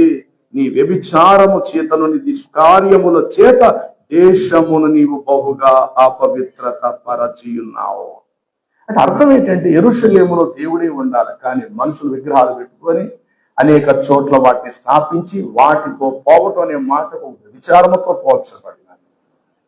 కాబట్టి చెట్టు లేని కొండ ప్రదేశ ఎడారి ప్రాంతంలో నీతో సైనించని స్థలం అంటూ ఎక్కడో. అంటే ఇంత పచ్చిగా దేవుడు చెప్పడానికి కారణం ఏంటంటే మానవ జీవితం ఆ స్థితిలోకి వెళ్ళిపోయింది. ఇలాంటి దుస్థితిలో ఉన్న వారి జీవితాలన్నిటిని కడుగుట కొరకు ఒక జీవపు ఓట భూమి మీదకు రానై ఉన్నది. దేవునికి స్తోత్రం. ఆ జీవపు ఓటయే ప్రభువైన యేసుక్రీస్తు. ఈ జీవపు ఓట వచ్చిన తర్వాత మరల పాత జీవితంలో కానీ, పాత అలవాటుల్లో, పాత పద్ధతుల్లో కానీ, పాత ప్రాచీన స్థితిలోనే కానీ ఎప్పుడు నువ్వు అడుగు పెట్టాలి. నీకు తెలియపోతే వాక్యాన్ని ఎరిగిన సేవకులు సంప్రదించాలి. నువ్వు అంటే నీ సొంత నిర్ణయాల ప్రకారంగా మా అమ్మ దగ్గర నీకు ఉదయం చేసుకుంటావండి, వచ్చి మేము పళ్ళ ప్రార్థనలో కూర్చుంటామండి, బట్టలు మూలం పెట్టాలంటే నో, ఇవేమీ లేవు. సరే ఆ పేరుని పెట్టి 10 మందికి అన్నం పెట్టి పడుకున్నాడు చాలంతే. నేను గడ్డ ఉందో అలాగే ఉంచుకో, తప్పే ఉంది. తల ఉందో అలా ఉంచుకో, లేదంటే గించేసుకోలేట్టు కదండి. గించేసుకుంటే కీడిపోతాడు కదా, కీడి బట్టలు పెట్టాలట్టు కదండి. అమ్మ తెచ్చిపోయి కూడా చెల్లి తీసుకుని బట్టలు ఎప్పుడైనా పెట్టు, ఆవిడ నీ చెల్లే కదా, ఎప్పుడైనా పెట్టు, ఏదైనా పెట్టు. అంటే ఆ టైంలోనే కీడు బట్టలు పెట్టాలా, ఇంటి పేరు మైలు పడింది కాబట్టి పిలిపించి బట్టలు పెట్టాలి, ఒక పూట అయిన వాడికి అన్నం పెట్టాలా? నో, ఇది కరెక్ట్ కాదు. ప్రభులోకి వచ్చిన తర్వాత ఎప్పుడైనా నువ్వు పెట్టు. చెల్లిగా ఎప్పుడైనా రూపాయి డబ్బులు, ఎప్పుడైనా వస్త్రాలు పెట్టు, ఎప్పుడైనా అన్నగారింటికి వెళ్ళే స్వతంత్రం ఒక చెల్లిగా నీకు ఉంది. కానీ ఈ టైంలో అలా చేయాలంటే దీని అర్థం ఏంటంటే పితర పారంపరమైనటువంటి ఆ విగ్రహ సంబంధమైన ఆచారాలు ఇంకా మీలో కనబడుతూ ఉన్నవి. ఇందులోనే ఒకటి శ్రీమంతం చేయటం కూడా విగ్రహారాధన. ఇందులో శ్రీమంతం చేయటాలు, కూర్చోబెట్టటాలు, ఇవన్నీ కూడా చేయండి. అక్కడ దేవునికి ప్రాధాన్యత మాత్రం ఇవ్వండి. అయ్యా గర్భవతి అమ్మగారింటికి తీసుకొని వెళ్తున్నారు, 10 మంది వచ్చి ప్రార్థన చేయండి, ఆ బిడ్డ సుఖకాంతి వచ్చేటట్లుగా చేయండి. కానీ ఆ రోజు స్పెషల్గా అలంకరించడం, ఇంట్లో ఉన్న బంగారం అంతా అమ్మాయికి తొడిగేయటం అవి అక్కర్లేదు. నార్మల్గా ప్రతిరోజు ఆ అమ్మాయి ఎట్లా ఉందో ఆ రోజు కూడా అట్లాగే ఉంచాలి, సామాన్యురాలుగా ఉంచాలి. పెద్ద పీఠం వేసి స్పెషల్గా పెద్ద సైజు కుర్చీ తీసుకొచ్చాడు కూర్చోబెట్టడము అంత చేయక్కర్లేదు, అవి అక్కర్లేదు. నిన్నటి రోజు నార్మల్గా నువ్వు ఎట్లా ఉన్నావో గర్భవతిగా ఈరోజు అలాగే పుట్టింటి తీసుకెళ్తున్నారు పురుడేదానికి. కాబట్టి దైవజనుడు సంఘంలో కొంతమంది తల్లులు లాంటి వారి ప్రార్థన పనులు ప్రార్థన చేసి ప్రభుని స్తుతించి ఒకరికి భోజనం పెట్టిన సంతోషం, పెట్టకపోయిన సంతోషం వచ్చారు. కానీ దాన్ని ఏదో వెడ్డింగ్ కార్డు కింద వేసి శ్రీమంతం చేస్తున్నాం, మీరందరూ కూడా రావాలి, వచ్చిన అందరికీ జాకెట్లు ఇస్తాం, అందరికీ కుంకుమ బెల్లం ఇస్తాం, ఇవన్నీ లోకంలో ఉన్నాయి. వాళ్ళని చూసి క్రైస్తవులైనటువంటి మీరు అలాంటి అడుగులు వేయద్దు. మీకు తెలియదు కాబట్టి మీరు తెలుసుకోవాలి. తెలిసిన వాడిని మీరు సంప్రదించాలి. అమ్మాయి మెచ్యూర్ అయినా తండ్రి కూడా తెలియదు, దాని అట్టాసం కూడా చేయకూడదు. తర్వాత పెళ్ళైన తర్వాత ఏదో అరుంధతి నక్షత్రం చూడాలట కదా, చిట్నీలు పట్టుకొని ఎక్కాలట కారు. ఇలా ఒకసారి నేను చూసాను. ప్రార్థన చేసిన తర్వాత ఆయన గోకెత్తున్నాడు, ఆ మాండరు పట్టుకున్నారు. అక్కడ చిట్నీలు పట్టుకుని అలాగా మనుషుల నుంచి అలా పెడతా అందరు కూడా ఇలాగా అక్షంతలు. అరే నీ చెప్పిన వాక్యం అర్థమైపోయింది. ఇక్కడ నా మనసు చాలా బాధ కలిగింది. ఎంత విలువైన వాక్యము అన్యజనులు కూడా వచ్చారు. అన్యజనులు ఎదుట క్రీస్తు వెలుగును ప్రకాశింపచేయవలసిన దానికి బదులు ప్రజలు కన్నీళ్లు గార్చారు. అన్యజనులు కూడా చూసా, కన్నీళ్లు తుడుచుకుని అంత అద్భుతమైన వర్తమాన వివాహములు అందించిన తర్వాత ఏమండి చిట్నీలు పట్టుకోవటం, 3 అడుగులు ఏటో మేనమా వచ్చే మావిడికేమో సుట్లు తొడగటాలు అక్కడే దాని పెద్ద ఫోటోలు తీయాలి. ఎవరు చెప్పారు ఇవన్నీ? ఒకవేళ పెళ్ళైన దాని అని అంటే ఇంటికి పోయిన సుట్లు ఎట్టుకో, తప్పేముంది? ఇంటికి పోయిన తర్వాత నీ సుట్లు నువ్వే పెట్టుకో, తప్పేముంది? మేనమావ రావాలట, మేనమారాలు వచ్చే తర్వాత ఫోటోలు తీయాలి. ఏంటి ఇవన్నీ కూడా? కారణం ఏంటంటే ఇంకా విగ్రహములు మీలో నిలుచున్నవి, వాటి పేరు మీరు ఎత్తుతున్నారు. అవి మీలో లేవని మీరు అనుకుంటారు, వాటి ఆనవాళ్ళు మాత్రం మచ్చలు మీలో ఉన్నవి. ఇటువి ఎవరైతే చేస్తారో ఇంకా దయచేసి ఇల్లు పడగొట్టేటప్పుడు ఎవరు సిద్ధాంతంగా ఏ రోజు పడగొట్టమంటారని అడిగేవాళ్ళు కొంతమంది ఉంటారు. మూలరాయి వేసేటప్పుడు అయ్యా మంచి రోజు చూసి చెప్పండి, అయ్యా ఏ రోజు మీరు వేయాలంటారు. ఆ రోజు మళ్ళీ పార్చారండి, మరి మీరు వచ్చి ప్రార్థన చేస్తారండి, బాబాళ్ళు రమ్మంటున్నారు మిమ్మల్ని ఇల్లు కట్టడానికి. తీరా వెళ్ళేసరికి మూలరాయి పెట్టేసి ఉంటుంది, దాని మీద పసుపు వేసి ఉంటాయి, అక్షంతలు వేసేసి ఉంటాయి. అయ్యారండి మీ చేతితో ప్రార్థన చేయాలి. ఎందుకు ఈ వినయాలు, ఎందుకు ఈ జీవితాలు? ఇలా జరిగితే కనుక ఆ బిల్డింగ్ మధ్యలోనే ఆగిపోతుంది, ప్రమాదం జరుగుతుంది, లోన్ కట్టుకోలేరు, మధ్యలో అది విడిచిపెట్టడము, ఇంట్లో ఎవరికో కీడు కూడా ఇలాంటి చాలా జరుగుతాయి. కారణం ఏంటంటే నువ్వు పూర్తిగా దేవుళ్ళు లేవు. ఆ జీవపు ఓట నీ దగ్గర రాకుండా నువ్వు గేటో లేకపోతే అడ్డుపట్టేస్తున్నావు. ఆ ఓటలు ఎప్పుడైతే నీలోకి సంపూర్ణంగా వస్తాయో పేతురు చెప్పిన మాట చెప్తావు, బోధకుడా నన్ను తలయు పాదములు కూడా కడిగి వేయుము. ఆ ఓట మనలోకి వస్తే నా పాదములు మట్టుకు మాత్రమే కాదు కానీ నా తలయు నా పాదములు నిలువెల్లా ఆ ఓటలతో ఆ నీళ్లతో నన్ను కడుగుతాడు. ఇదండి మారు మనసు పొందినటువంటి వారి జీవితంలో ఇలాంటి పునాది ఉంటారు. కాబట్టి క్రీస్తుకు ఉన్న అనేక అంతస్తులతో కూడిన బిరుదులలో ఒక బిరుదు ఏమిటంటే చెప్పదేంటి, జీవపు ఓట. ఆ ఓట ఎప్పుడైతే వచ్చిందో నేను కడుగుతాను, నీ ఆలోచనలు కడుగుతాను, నీ ఉద్దేశాలు కడుగుతాను, నీ తలంపులు కడుగుతాను. దేవునికి ఆయాసకరమైనది నీలో లేకుండా చేస్తాను. దేవుడు కోరుకునే స్థాయికి పరిశుద్ధ జీవితాన్ని నీకు ఇచ్చేలా చేస్తాను. ఇది జీవజలము లేకపోతే జీవపు ఓట చేసేటువంటి అద్భుతమైనటువంటి పని. 41 యెషయా గ్రంథము 19వ వచనము. 41 యెషయా గ్రంథము. చెట్టులు లేని మెట్టల మీద నేను నదులను, అంటే ప్రభువులోనికి వచ్చిన తర్వాత ఒక్కొక్కరు ఒక్కొక్క నదిగా మారాలి. నదులను నేను పారజేసేదను, లోయలు మధ్యను ఓటలను కూడా నేను ఉబగ చేసేదను. అరణ్యాన్ని ఒక నీటి మడుగుగాను, ఎండిన నేలను నీటి బొగ్గలుగాను నేను చేసేదను. నేను అరణ్యమును దేవదారు వృక్షములు, కొమ్మ చెట్లను, గొంజి చెట్లను, సరళా వృక్షములను నాటించెదను. అడవిలో కమలా వృక్షములను, సరళా వృక్షములను అంటే ఈ మాటలన్నీ అర్థాలు ఏంటంటే అన్యజనులైన వారు. సరళా వృక్షం ప్రపంచంలో జాతి, కమలా వృక్షము, దేవదారు వృక్షం, ఇలాగ భూమి మీద ఉన్న సకల జనులను దేవుడు వృక్షములతో పోల్చి ఈ వృక్షాలకు, ఈ జాతులకు నీటి మడుగులు అనేటువంటి మిషనరీ సేవకు నేను పంపిస్తాను. లోయల్లోకి వెళ్ళి సువార్త చెప్తారు, అరణ్యంలోకి వెళ్ళి సువార్త చెప్తారు, ఎడారిలోకి వెళ్ళి సువార్త చెప్తారు. అడవి ప్రాంతాలు ఆ యొక్క ఏజెన్సీ వన్య ప్రాంతాలకు వెళ్ళి సువార్త చెప్తారు, మిషనరీలు బయలుదేరుతారు. అలాగే ఎడారిలో నీటి ఓటలను ఉబక చేసి నేను పంపించేదను. అప్పుడు కమలా వృక్షములు, దేవదారు వృక్షములు, గుంజి చెట్లు, మొదట దేవదారు వృక్షములు విస్తారముగా పెరుగును. అంటే దేవుడు ఏదైనా ఒక విషయం చెప్తున్నాడంటే మీరు అక్కడతో అర్థం అలాగే అనుకోబాకండి. దాని వెనక ఏదో మర్మయుక్తమైన వాస్తవ గాథ దేవుడు దాచించుతాడు. అసలు చెట్లకి దేవుడు సంబంధం ఏంటండి? చెట్లు అంత ఇంపార్టెంట్ అసలు అనుకున్న మాట. మనుషులు మనమే కదా విలువైన వాళ్ళం భూమి మీద.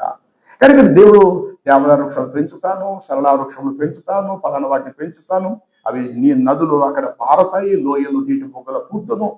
అంటే అర్థం ఏంటంటే ఈ రక్షణ సువార్త నన్ను మూలలకు తీసుకుని వెళ్ళి లోకమంతటా క్రీస్తు యొక్క జీవముతో నింపాలి. ఆదిలో దేవుడు చెప్తాడు, మీరు ఫలించి అభివృద్ధిని విస్తరించి భూమిని నింపి దానిని లోపరుచుకునుడి.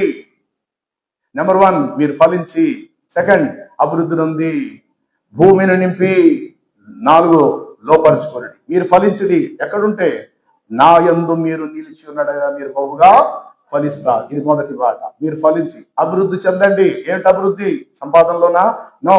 ప్రభువా, యోహాను తన శిష్యులు ప్రార్థన చేయలేనట్లు మమ్మల్ని ప్రార్థనలో అభివృద్ధి పరుచుకో. నా కుమారుడా, నీ ఆత్మ వర్ధిల్లుచున్న ప్రకారం అన్ని విషయములో నీవు వర్ధిల్లాలి. అంటే దైవ సంబంధమైన ప్రతి సత్కార్యంలో అభివృద్ధి ఉందండి. మీరు ఫలించి అభివృద్ధిని విస్తరించి. ఏమిటి విస్తరించి? మనుషులను దేవుడి రక్షణ సువార్త ప్రతి మనిషికి అందే విధముగా విస్తరించి దానిని ఏం చేయండి? నాలుగోది, లోపరుచుకోరుడి. లోపరుచుకోవడం అంటే ఏంటి? క్రీస్తుగా వారిని సొంతము చెయ్యండి. అంటే అక్కడ ఆదిలో దేవుడు అలాంటి మాట వాడాడు. దాన్ని మీరేమనుకుంటారు? లోకం అంటే భార్య భర్తలు కలిసి ఎక్కువగా పిల్లలు కలియాలా, భూమంతా కూడా నింపమని దేవుడు బాగా చెప్పాడు మనకే. మీరు ఫలించి అభివృద్ధిని విస్తరించి దాన్ని నింపి దాన్ని లోపరుచుకోండి. ఏంటి నింపాలి? క్రీస్తు కృపతో భూమి నింపబడాలి. క్రీస్తు రక్షణతో భూమి అంతయు నింపబడాలి. దానిని లోపరుచుకోవాలి. అంటే అక్కడ దేవుడు అలాగూ చెప్పిన మాటలు క్రీస్తులో సంపూర్ణము.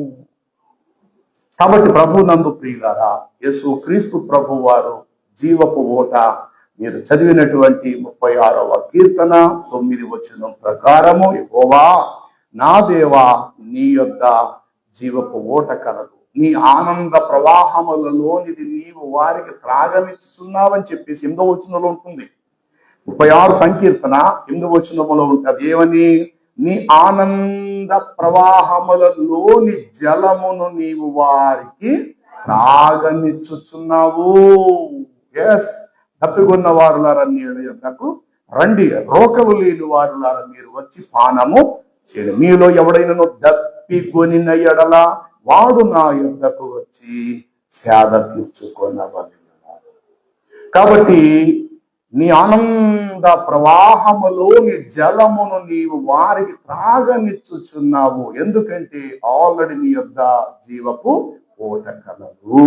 నీ యొద్ద ఆల్రెడీ ఉంది ఆ జీవపు ఓట. జకరియా ప్రవచనం ప్రకారముగా దావీదు సంతతి వారి కొరకును యెరూషలేము నివాసుల కొరకును ఓట ఒకటి. భౌతికమైన ఓటలు ఎండిపోతాయి సుమా. దేనినైతే ప్రజలు ఓటలుగా భావించారు ఆ ఓటలన్నీ ఒకరోజు ఎండిపోతాయి. హోషియా గ్రంథం 13వ అధ్యాయంలో చెప్తాడు. హోషియా గ్రంథం 15 వచనాలు ఉంటుంది ఆ మాట. హోషియా గ్రంథము 13:15, ఎఫ్రాయిము యొక్క నిజముగా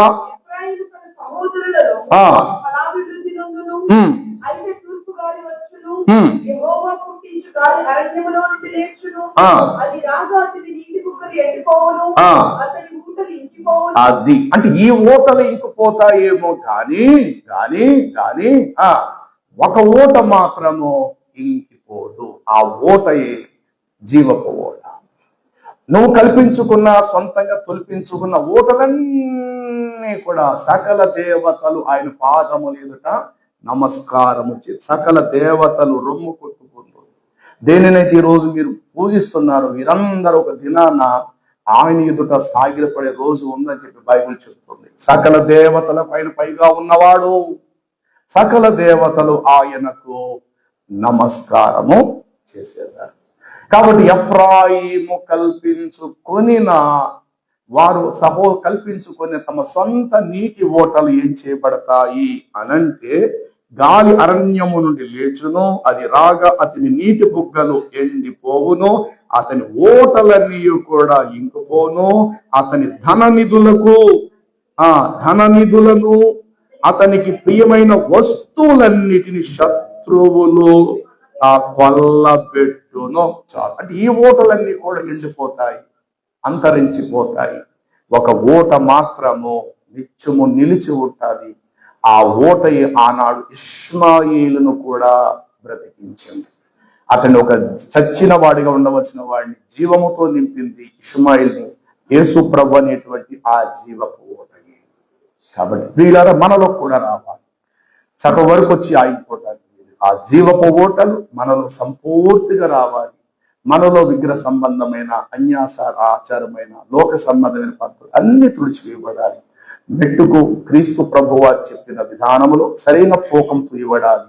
ఆయన కొలతలకు తగ్గట్టుగా మన జీవితం ఉండాలి. అంటే అప్పుడు గతంలో మనం ఏదైతే కలిగి ఉన్నామో దానిని సంఘములో మనం రుద్దకూడదు, దాన్ని తెచ్చి ఇక్కడ ఆపాదించకూడదు.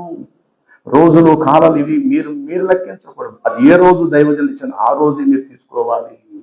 అబ్బే లేదండి ఈ రోజు ఆ రోజు చెప్పదు. ఖాళీ ఉంటే ఎలాగ మీరు అనుకున్న రోజు పెట్టచ్చు ప్రార్థన. లేదు దాంట్లో సెంటిమెంట్ గా రోజు ఇవ్వాలేనండి వాడే చేతనే ఏదైతే చేత చచ్చిపోతాడా, ఒక రోజు ముందు చేత చచ్చిపోతాడా వారు ఏమన్నా లేదు కదా. అది కావాల్సింది ఏంటి? 10 మందికి దేవుని యొక్క వాక్యం అందించారు. నీ బిడ్డకు దేవుడు ఒక సంవత్సరం ఇచ్చాడని చెప్పుకోవటమే కదా అక్కడ ముఖ్యము. కొన్ని సందర్భాల్లో నెలలు కూడా మార్చిన సందర్భాలు ఉంటాయి. ఈ నెల కుదరదు రేపు వచ్చే నెల బాబు మంచిది, తప్పేంటి. కానీ ప్రభులో కొంచెం సెంటిమెంట్స్ గా మనం ఫీల్ అవ్వద్దు. బలహీనతలకు మన జీవితంలో తావివ్వద్దు. వాక్యం ఏది చెప్తుందో ఆ వాక్యం అర్థం ముందు మన జీవితము దిద్దుకోవాలి. వాక్యానుసారంగా నడుచుకోవటానికి మన జీవితాలను అప్పగించుకోవాలి.